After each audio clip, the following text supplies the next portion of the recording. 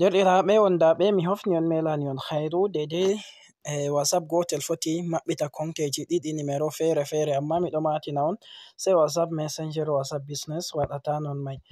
Ɓawo to nasti WhatsApp sai on wara ha ɗo ha toɓɓon taton ɗo on iya dow ton to on yi sai on wara ha parametre banni on klika dow ton.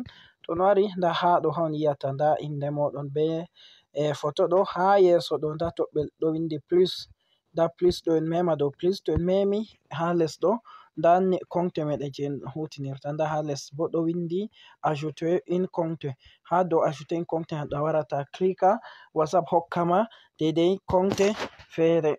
Babal waɗugo konte a yaha a crea konte be numero fere e nonnon wakkati a maɓɓitata bo a tawan konteji maɗa mai ɗiɗi ha ɗo to a memi a klika je dow a mari haje fu a connecta.